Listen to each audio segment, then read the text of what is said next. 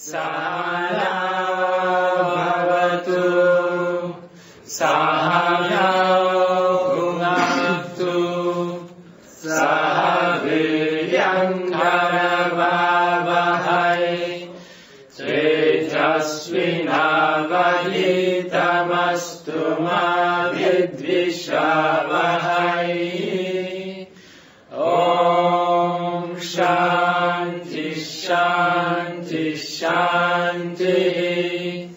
Om Jaya Shri Krishna Chaitanya Prabhu Nityananda Shri Advaita Gadadhara Srivasadi Gaura Bhakta Vrinda. Hare Krishna Krishna Krishna Hare Hare, Hare Rama Rama Rama Hare Hare. Yes. Yesterday we read that Srila Prabhupada said in mantra 13 that Arjuna worships the Lord while fighting with the circle of relatives, and in this way he became a pure devotee of the Lord. So the Lord is always telling me that everybody has Kurukshetra. Where did you read this? I couldn't follow. Which step?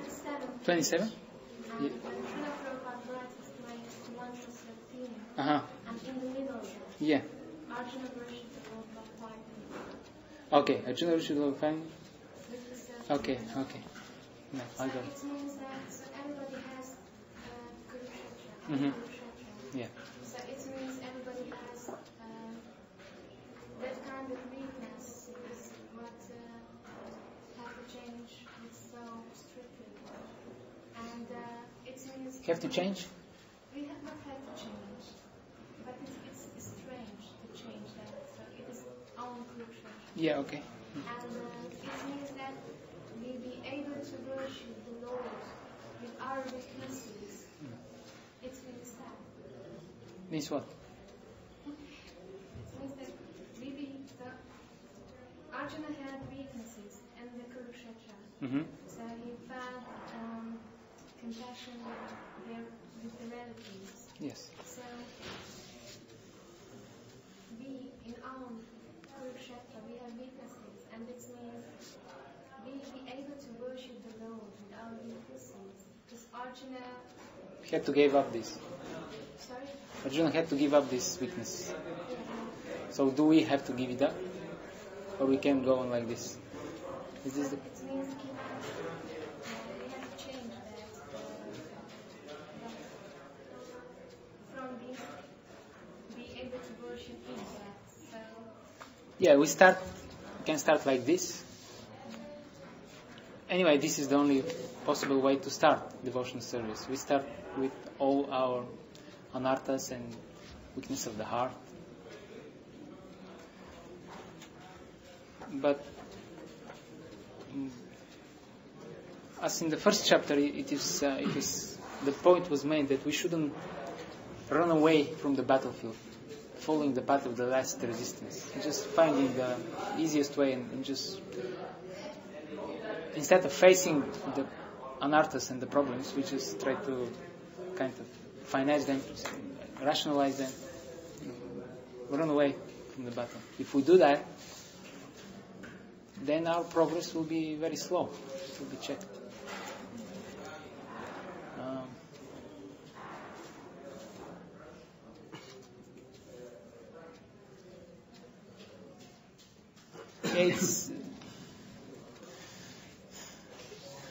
It was said somewhere that I think Mahabharata, even the greatest sages, even the great sages, they bow down to this family affection. This is the strongest, one of the main problem, strongest affection, attachment in the material world. So it's not easy, but and it's not that we shouldn't have feelings and attachment to our family members. In Bhagavad Gita, Prabhupada says that that's natural. It just shouldn't be so strong that it eclipses our devotional service. It makes it actually becomes a problem at one point. and it should be engaged in, should be spiritualized somehow, connected to Krishna. Is this the logic of your question, or I'm missing it? Because yes, when you say this kind of, so the strong weaknesses, our strong organs, if with us still the end of the line, no? Isn't it? We have time, you mean? So I didn't get the, sorry, difficult to... our strongest weaknesses, Aha, our strongest. organs, Aha.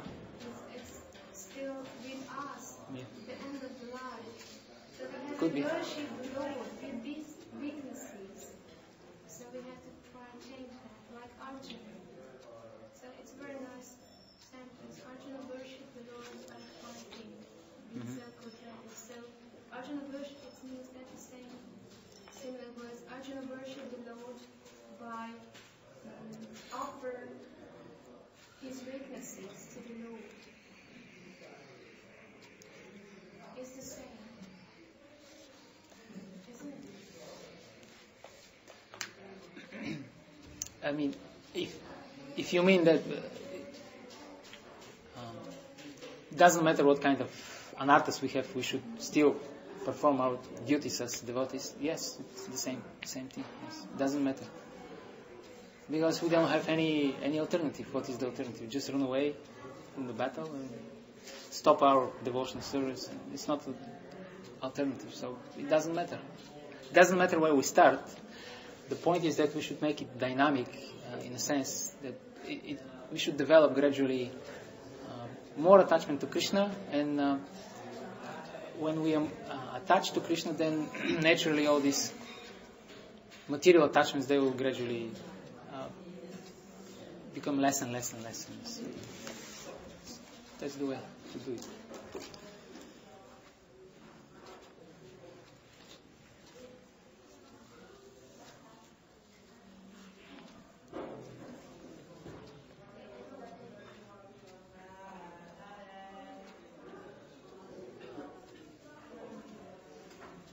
Is that okay? That's the question. Okay.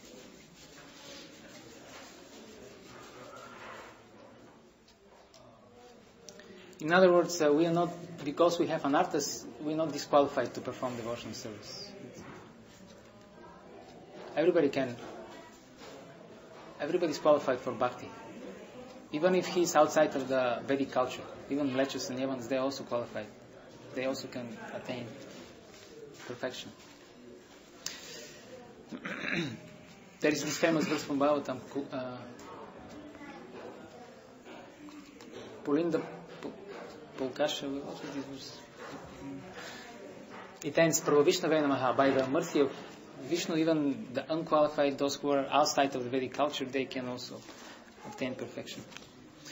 Okay, so we are continuing, page 27. Inspired by Srila Prabhupada's Bhagavad Gita as it is, and following Arjuna's exemplary surrender, thousands of Westerners opposed their materialistic society and decided to surrender to Krishna. Thus Bhagavad Gita as it is produced the same result as it produced 5,000 years ago. The illusion was destroyed and the pure devotional service was established. So, because the principle is that it works if it comes from the right source and it is not changed in any way, then it works. This is why even a neophyte devotee, if he is sincere, he can actually inspire devotion in the heart of the people that he preaches. He's preaching to someone, he can make devotees. Although he might be in the temple, he joined the temple, let's say 2 weeks ago, but he's very inspired and he says, he just repeats what he had heard, and then people around him also become inspired to serve Krishna. Because he has this potency, because he's sincere devotee. And someone who is very intelligent, but he's not a devotee, he can know Bhagavad Gita by heart, but he cannot make any devotees, because he doesn't have this, the mercy of Krishna is not invested in him. This chit potency. Lord Krishna's supremacy is established throughout the Vedic literatures. Those who disregard him are unable to render any valuable service to the human society.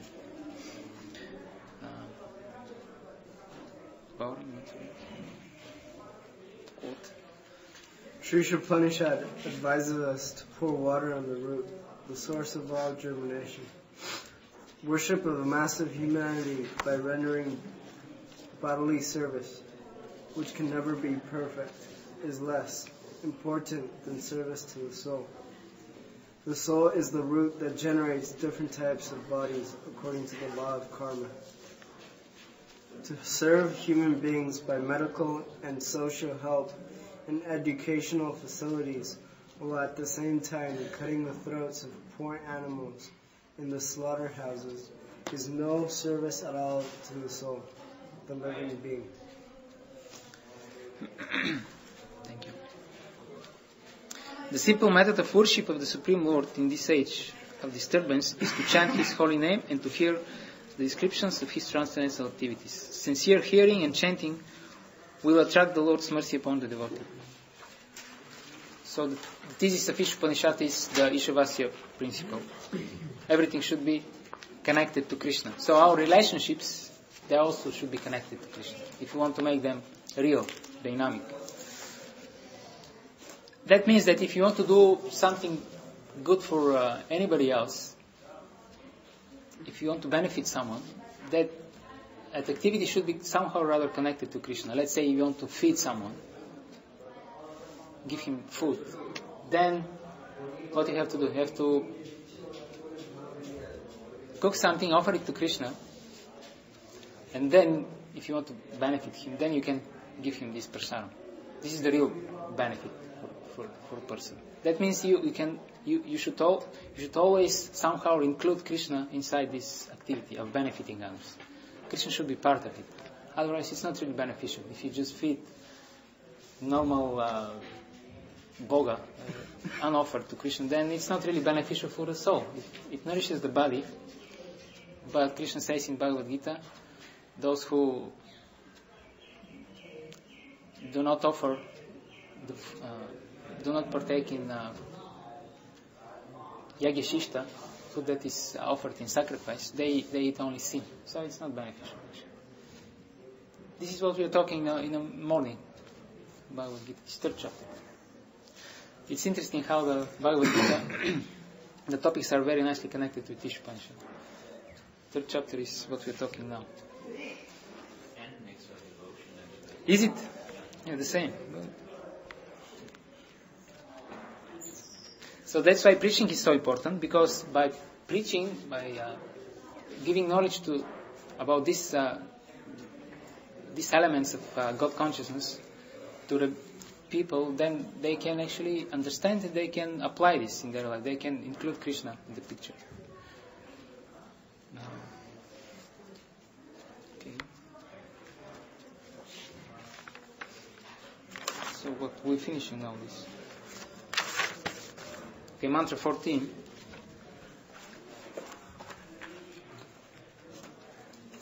I'll read mantra. One should know perfectly the personality of Godhead Sri Krishna and His transcendental name, form, qualities and pastimes, as well as the temporary material creation with its temporary demigods, men and animals. When one knows these, he surpasses death and the ephemeral cosmic manifestation with it, and in that eternal kingdom of God, he enjoys his eternal life of bliss and knowledge. Thank you. So here we have, if you notice here, we have these elements of paravidya, aparavidya in this mantra. One should know perfectly Sri Krishna, that this is paravidya, and his creation, the temporary material creation, with demigods, men and animals.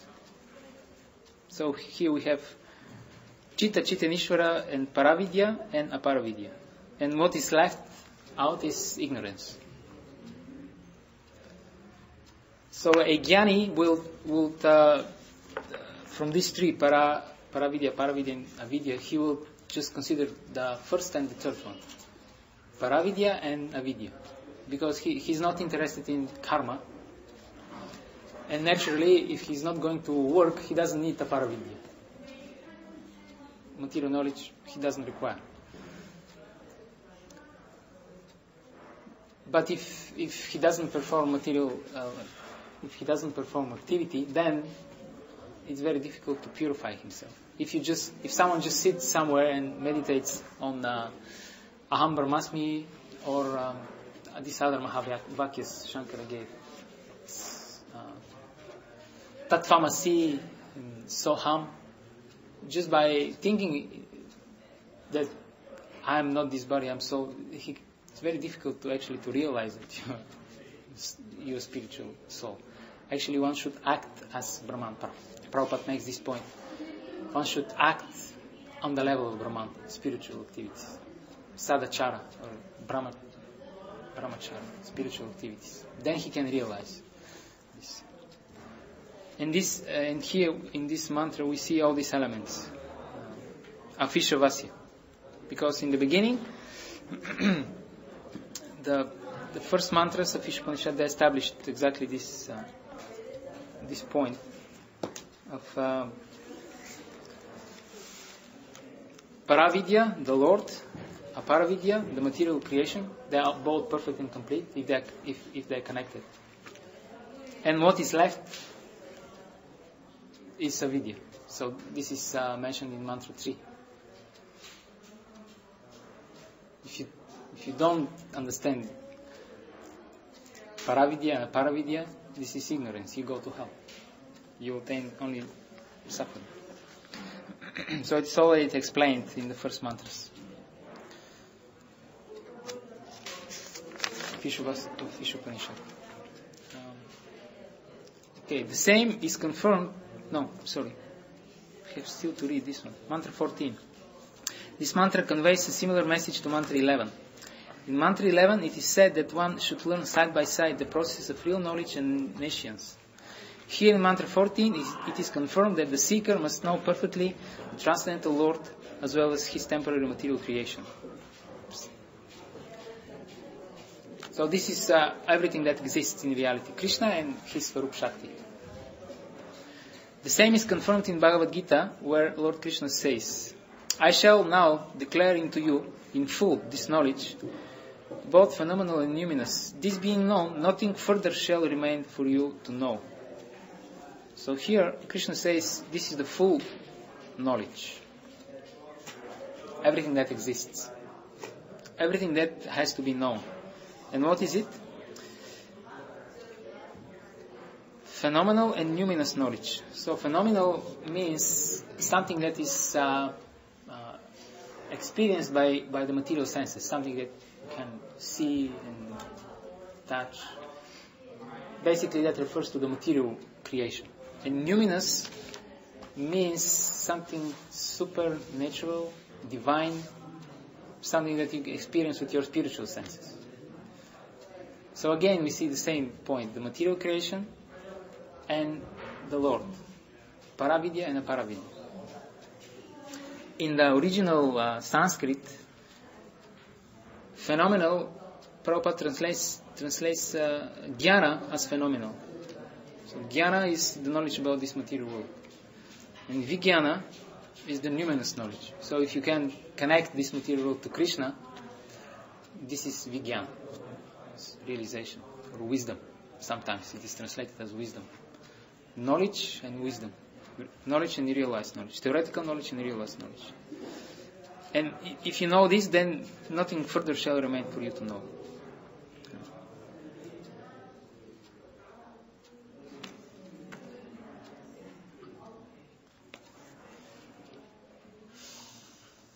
This is what is also called in the Western philosophy ontology. What is out there? What exists?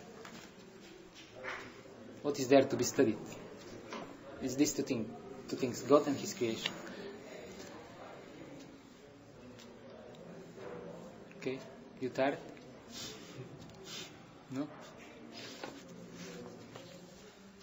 Okay. The so-called knowledge which aims at exploiting the material energy independently from the Lord is but another form of nescience. The very idea that the nature is designed to be controlled and enjoyed by mankind shows that the modern scientists and religionists are unaware of nature's real purpose, which is to be engaged in the Lord's service. So here I would like someone to read the first paragraph of the purport to Mantra 14.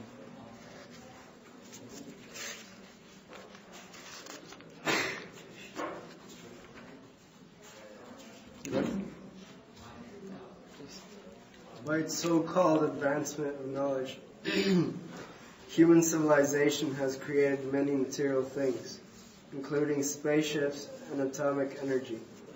Yet it has failed to create a situation in which people need not to die, take birth again, become old, or suffer from disease.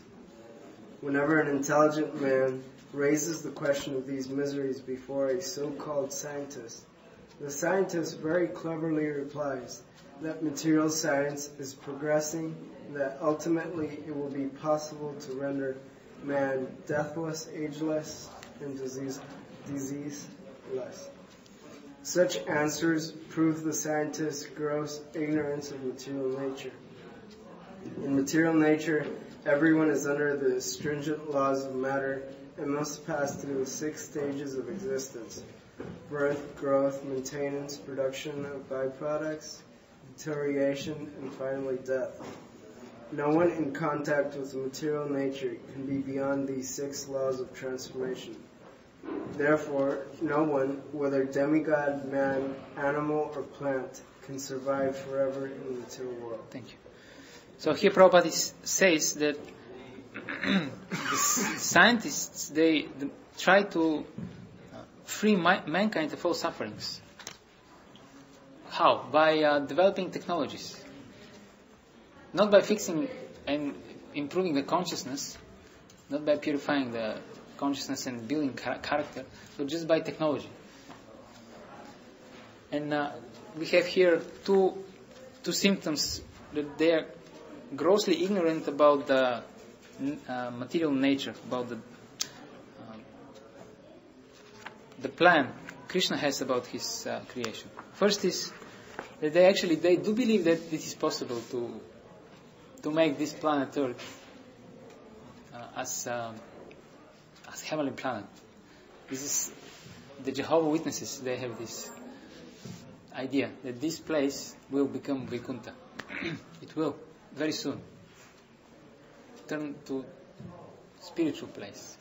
No birth, death, old age, disease. The scientists, they actually believe in this, that one day man will become immortal, there will be no suffering. So this is one side of their ignorance, because Krishna explains in Bhagavad Gita that Mama Maya Duratya, Daivihesha Gunama Mama Maya Duratya. This energy, Krishna says, of mine is very difficult to overcome. And also the very idea they have that material world is meant for enjoying it, this also proves their ignorance, because it's not meant for this. So twofold ignorance. And also the religionists, Prabhupada mentions, they fall to the same category. They're also ignorant about the goal of this material creation. It is not to be enjoyed, it is to be offered in devotional service to Krishna, and actually it serves to remind us that we are incompatible with the material nature as spirituals, as spirit souls. Like you have compatibility in marriage. So we as souls and this material energy, we don't make good match at all. It's 0% compatibility. So the marriage will end in disaster. Okay. End up here. Om Hare Krishna, Krishna Krishna, Hare Hare, Hare Rama, Rama Rama, Hare Hare. Shri Prabhupada ki jai.